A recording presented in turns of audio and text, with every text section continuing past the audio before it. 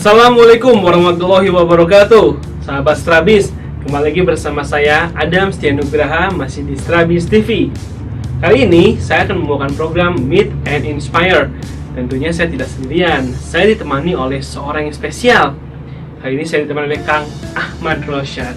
Assalamualaikum. Waalaikumsalam. Sehat? Alhamdulillah sehat. Luar biasa. Luar ya. biasa. Kang, di program Meet and Inspire ini kita akan memberikan tips informasi yang menginspirasi teman-teman untuk dapat meningkatkan bisnisnya tentunya ya. Kang, saya mau tanya nih Kang, tentang menghadapi perilaku buruk pesaing bisnis. Semisal nih ya, Akang jualan cilok, saya jualan cilok juga. Saya bilang ke teman-teman saya, ke pelanggan saya bahwa cilok buatan Akang itu nggak enak. Dagingnya nggak segar, gitu ya. Itu sebuah perilaku buruk Kang ya. Nah, sebagai seorang entrepreneur Kang, bagaimana cara menyikapinya Kang? Oke, Kang Adam, kita tahu bahwa dalam dunia bisnis itu memang tidak lepas dari persaingan ya, persaingan, dan kita menghadapi para pesaing-pesaing. Dan nanti pesaing seperti apa dulu yang harus kita sikapi. Di antaranya ada beberapa perilaku pesaing yang bisa dikatakan tidak sehat gitu ya. Di antaranya ada perilaku-perilaku yang dalam persaingan bisnis ini dikatakan tidak sehat, biasanya bisa merugikan kepada bisnis kita. Pastinya gitu. ya. Pastinya ya. Seperti pamannya kalau kita membuat citra usaha orang lain itu menjadi turun atau menjadi buruk, biasanya karena juga informasi-informasi dari pesaing kita juga gitu ya. Biasanya walaupun ya. Produk kita merasa bagus, tapi kalau ada informasi yang miring dari pesaing kita juga itu menjadi hambatan. Betul. Ya. Dan biasanya juga itu ada unsur pembunuhan karakter gitu ya. Sadis banget ini Pak, pembunuhan karakter. Ya, biar citranya produknya dianya sendiri yang bagus, tapi produk orang lain yang notabene bagus ternyata diimajinkan menjadi tidak bagus. Betul, gitu. diimajinkan buruk sangat ya. merugikan. Dan juga ada hal yang sangat tidak terpuji juga, kadang-kadang ada pesaing yang suka menyerobot pelanggan.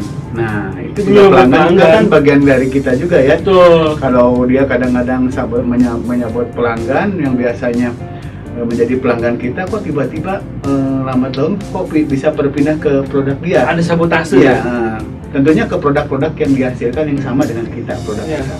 Tiba-tiba produk dia, loh ada apa? Berarti ada sesuatu informasi yang disampaikan yang tidak benar tentang produk kita, atau kadang-kadang dia mengalihkan segala sesuatunya, mengalihkan segala cara untuk membuat konsumen itu berpindah gitu, berpaling ke produknya, biasanya dengan promosi yang berlebihan gitu ya. Terus mencitrakan produknya dia tuh pasti lebih bagus gitu. Betul. Terus biasanya suka membanding-bandingkan. Nah, itu yang pastinya ya. Itu. Tapi Pak Haro, mungkin kalau misalnya di sudut orang yang berlaku licik tersebut, mungkin dia akan mendapatkan untung yang besar. Yeah. Nah, sedangkan bagaimana nih sifat kita nih yang misalnya sebagai orang yang dirugikan, apakah kita harus menuntut? Karena kan kita tidak tahu juga apakah benar dia atau tidak gitu kan. Itu biasanya kita lihat dari segi etikanya ya. Tentunya di etika bisnis kita tidak boleh merugikan orang lain dengan hal yang tidak terpuji ya, dengan yang membuat image produk orang lain menjadi jelek ya dengan kita. Itu biasanya di etika bisnis itu kita harus bisa menyikapinya dengan bijak ya. Bagaimana tetap kita mempertahankan kualitas produk kita, menunjukkan kepada publik, kepada konsumen bahwa produk kita juga tetap baik gitu ya. Betul. Dan biasanya menyikapi orang-orang seperti itu ya, kita harus memberikan pendekatan dan ingat bahwa persaingan itu harus dilakukan secara sehat. Betul, ya. Fair ya. Ya, fair gitu ya. Dan kita juga ada di dunia bisnis ini karena ada perbedaan. Nah, perbedaan itulah akan yang menjadi nanti ciri khas masing-masing. Paro, ini antara bisnis dengan bisnis, gitu ya. Mungkin bisa berkonsultasi, bisa ngobrol bareng, bisa gitu sharing, bisa sharing sebenarnya.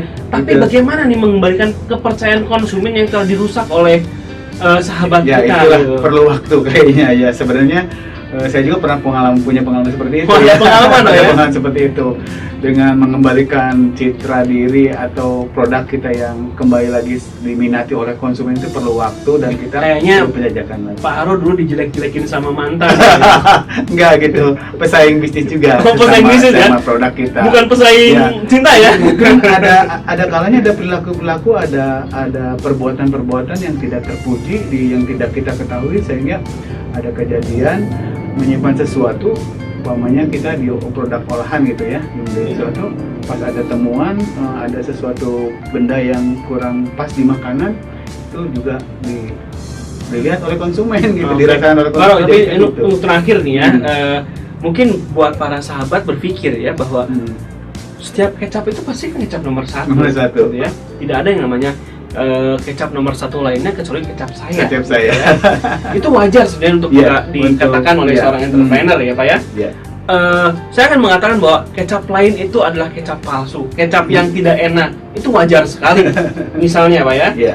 itu termasuk perilaku buruk kah atau memang itu wajar Pak? Ya, kalau untuk mendorong sebagai keutamaan produk kita itu sesuatu yang wajar ya. Kita menunjukkan yang utama, tapi harus dibarengi dengan faktanya gitu. Faktanya Betul. bahwa produk kita enak, produk nomor satu, dan kita juga sudah melakukan survei biasanya gitu. Tapi secara tidak langsung kan? Tidak langsung, iya. Secara tidak langsung ketika kita bilang bahwa produk kita nomor satu, maka Ya. kita telah membunuh Iya, produk membunuh lain. produk lain. Gimana tuh Baro? Terakhir Baro. Iya. Oke, jadi pencitraan pada produk kita sendiri sebaiknya kita barengi dengan menunjukkan kualitas dan integritas dari produk kita sendiri, sehingga pasar itu lebih percaya lebih duluan kepada produk yang kita Oke. hasilkan. Lebih Jadi kena biar hatinya pasar ya. yang menilai gitu. Lebih kena hatinya Ya, dulu kalau ya. di promosi boleh semua mengatakan nomor satu biasanya. Oke, sahabat, Iya. ada yang bisa kita petik dari pelajaran kita kali ini, dari share saya dengan Pak Haro, bahwa perilaku buruk pesaing itu memang selalu ada di lingkungan bisnis. Ada kalanya teman-teman, sahabat di sana harus berani untuk berbicara langsung, berkonsultasi, atau misalnya sharing ya, Iya. duduk bareng ngopi. Apa sih yang menjadi kendala bersama gitu kan? Karena memang sejatinya sebuah perbedaan itu bisa bersatu gitu Pak ya, asal memang dibicarakan dengan baik-baik. Kuncinya di komunikasi. Kuncinya di komunikasi, betul. Nah, sahabat, tentunya dapat nih beberapa poin ya yang bisa dipelajari ya. Kalau enggak, replay videonya, maka cermati setiap kata yang diucapkan oleh Pak Ahro ini. Pasti insya Allah sahabat akan mendapatkan informasi yang sangat berguna bagi kelangsungan bisnis. Tapi jangan lupa, sebelum saya pamit undur diri, sahabat coba klik subscribe untuk dapat berlangganan channel Strabis TV. Kami akan selalu menghadirkan narasumber yang inspiratif dan tentunya akan memberikan Anda inspirasi-inspirasi yang baik buat perkembangan bisnis Anda. Saya Adam Setia Nugraha dan Saya Ahmad Rosad. pamit undur diri.